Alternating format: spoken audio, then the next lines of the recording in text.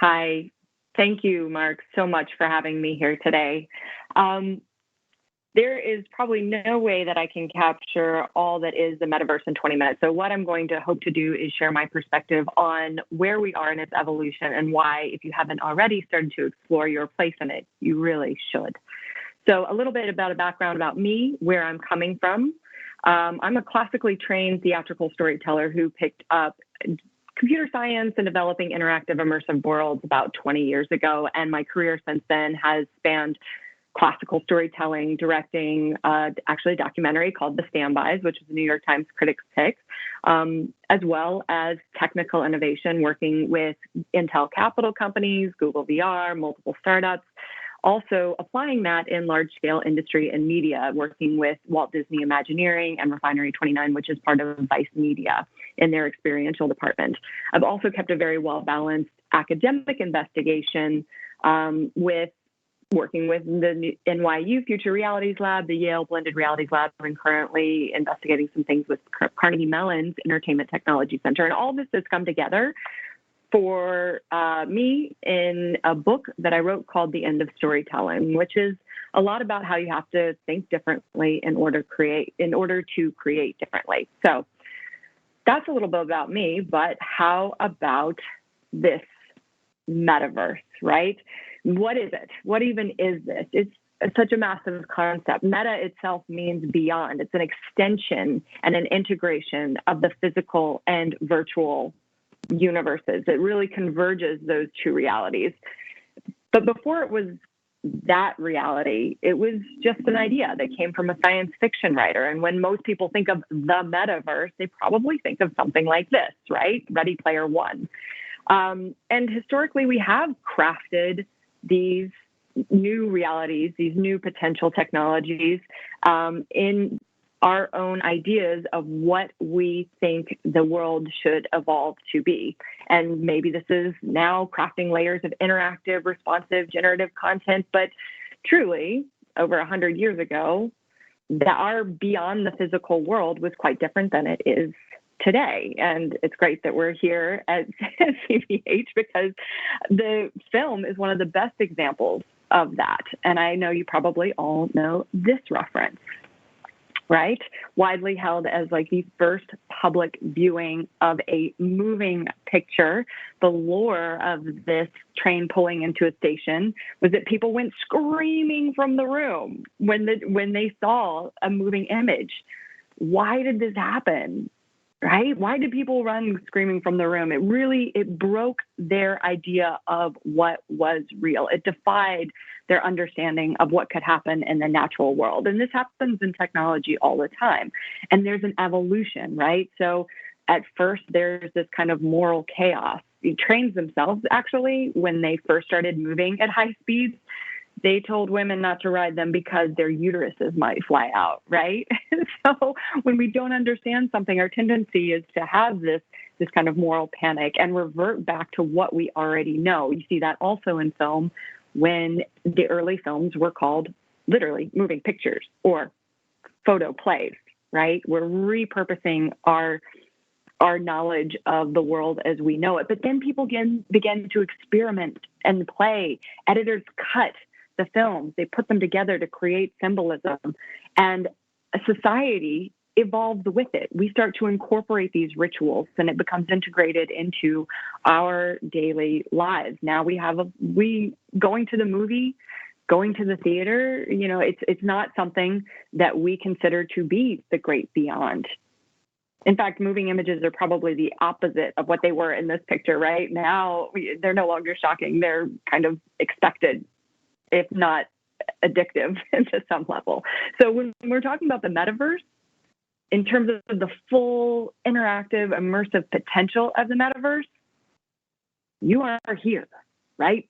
Standing in front of something maybe that is incomprehensible, that defies what you think of the natural world and what it can do. So as technology evolves, right, and this technical integration happens, it happens on a pretty predictable pattern, right? And the metaverse is already evolving and will continue to evolve because we are humans. right? We're still psychologically human. So this pattern of having something that is integrated, let's say that it's a film like Ready Player One, this is well integrated into our society. We're very familiar and comfortable with it. Then those technologies like film starts to digitize and starts to become, we start to see more established technologies be introduced. This might be something like the internet or IoT, whenever you're saying, hey Siri, right? This is becoming more established. But if you back it out even further, before it's integrated, before it's established, when it's just introduced, and these are things like our virtual reality, augmented reality, AI, like your digital twins. This is where we are now. And this pattern of introducing, establishing it, and integrating it is part of a human process, right? Ultimately, technology alters what is possible, which in turn expands our perception of what is possible. I'm going to give a quick shout out to Maya P. Lim, who is my designer for the book. This is actually one of her images. So when we think about the metaverse, it's not something that's out there. It's not something that's so far that we can't wrap our minds around it. We are truly intertwined in the metaverse in the same way that we are intertwined with the physical world. The difference being that the content is no longer in a square, right? It's moving. It's not in the frames. In its best cases, it is responsive. It is generative. It is collaborative. It is more than, unfortunately, how we are communicating right now through frames, right? And it creates communities.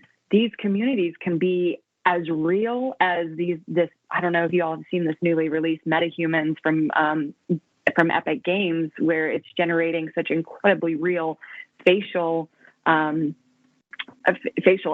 it will, that are just stunning. You know, it could be this real or it could be as crazy and wild as Fortnite.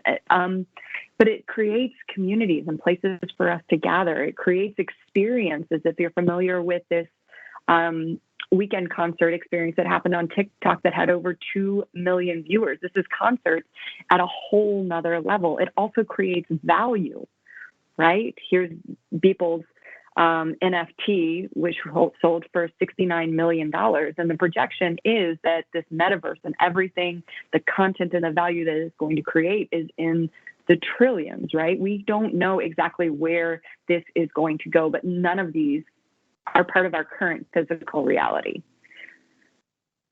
Which brings me to probably my most important part, where I really want to spend some time here, is what does this all have to do with you? If this is already in motion, why even engage with it if it seems untouchable and you're in a classical storytelling mind frame? Right now, the metaverse, like I was saying, it's already being created. It's already being defined and sculpted as we speak.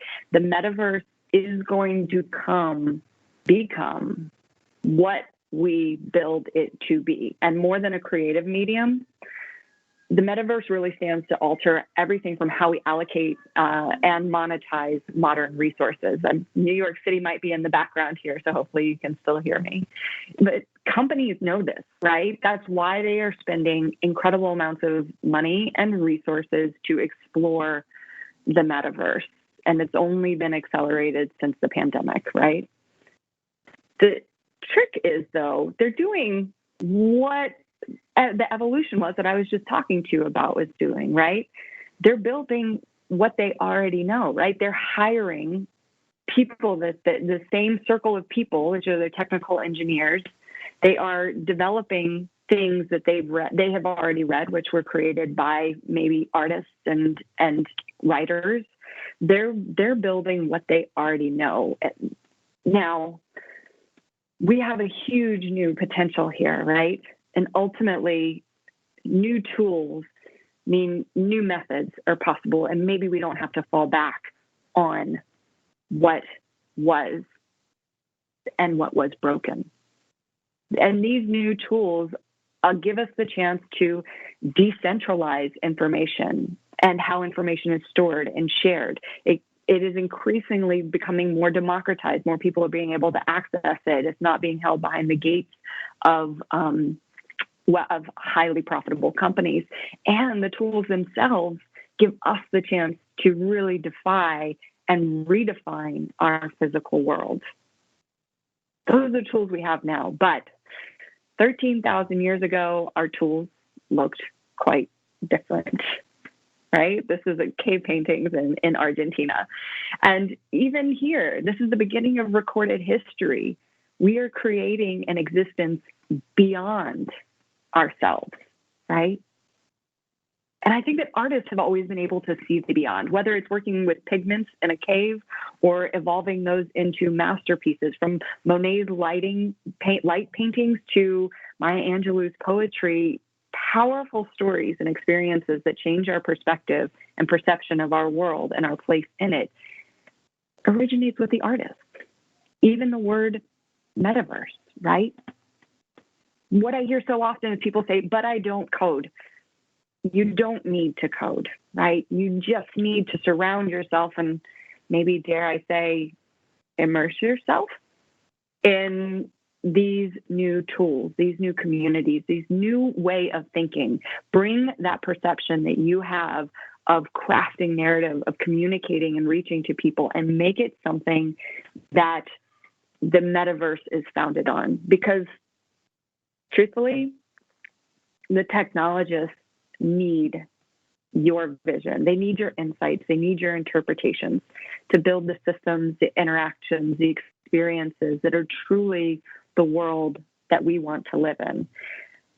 Because otherwise, things end up looking like this. Okay. Personally, this is terrifying to me. This is absolutely terrifying. I would much rather the universe look something like this, the metaverse, right? To do that, the metaverse needs you, needs the creative producers, the artists, the storytellers, the visionaries, the luminaries. Luminaries? Luminaries. We don't have to repeat the past, right? We can imagine a better way. If we can imagine it, we can build it. It's not going to be easy. I think that there are a lot of existing infrastructures that are trying to reinforce themselves. That's their need for survival. But we can do better than survive.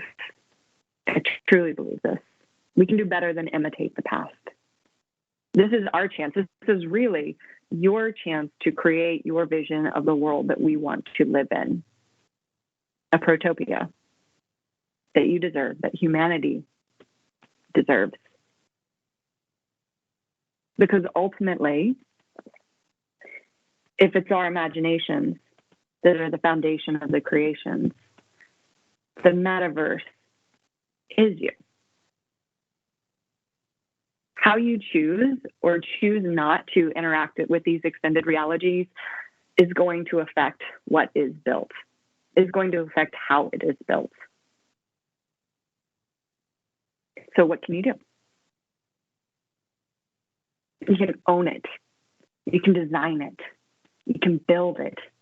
You can be more than a consumer. Be a creator. Bring your unique insights to this world that we are all building together, that is chugging in motion right now. You don't need to be a part of a larger organization. There's so much more, like I was talking about with the democratization, that you can have access to for free, that you can develop in. There are communities that are coming together. They're finding like-minded or not like-minded people that they have to learn how to communicate with. It's not easy, but it is truly the future of how these tools will be built. And ultimately, we either adapt the tools ourselves to what we want them to be, or we adapt to the tools. And at that point, that it's already been built. So while this is all progressing and while this is all building, let's look at this not just being a metaverse, not just being a world that is beyond our existing world, but it being a world that is better. Thank you so much. I hope to see you in the metaverse. I hope to see you at the talk back afterwards. And I hope this has inspired you to engage and start releasing your creative energy into creating a better metaverse for us all. Thank you.